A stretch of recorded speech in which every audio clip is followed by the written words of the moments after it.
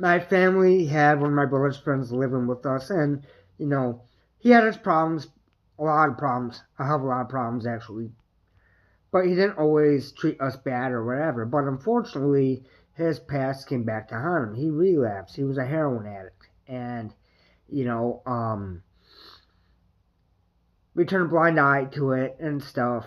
You know, a lot of people say they don't want to turn a blind eye. You don't always know you're doing it, even though you know you're doing it, right? You're like, hey, it's just this, it's that, it's them acting different, they've been clean, blah, blah, blah, blah, blah, blah, blah. But I noticed we had a weed, we don't have one anymore. I'm like, maybe I just can't find it. I can go get one cheap, right? So I go to this shop that sells used. I buy one. I was going to buy a black one, but they picked this white one, right? So I'm like, yeah, I'll just take it. I take it home. It's the one that we already had. It had accounts on it from this house. So that day I learned, you know, if they say that they're going to format your shit, don't believe them.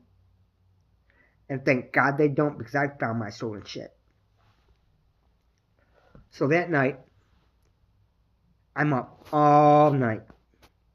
I'm writing lists in my head, having them dead to rights, making sure nobody can refute anything I'm saying. And I go downstairs, and I tell them, okay, here's the deal. You're going to pack your shit, and you're going to get the fuck out, and you're never going to contact any of us again. I told you if I caught anyone doing this, I was going to break their hands with a hammer. So, pack your shit, and we'll decide the next step, basically. And I watched him pack the shit. And he had a van that was packed with shit even beforehand. You know, unfortunately, heroin addicts live a certain way, and that's the way they live. If they have a vehicle, they can't see out the window, it has clothes, everything else, everything in it. Whether they're living in it or not. That's just facts. From what I've seen, for the most part, there's a few exceptions. So, I didn't break his hands with a hammer because I'm like, okay, if I do that, he can't drive away from here. If he can't drive away from here, there's more problems. And I don't need more problems. I don't want more problems. I'm getting rid of the problem. I'm not keeping the problem around. And the reason I did it is because, well, that's the way I'm built. That's the kind of stuff that I do. And sometimes I even kind of like to do. I'd rather be the one that faces that problem than have my family face it.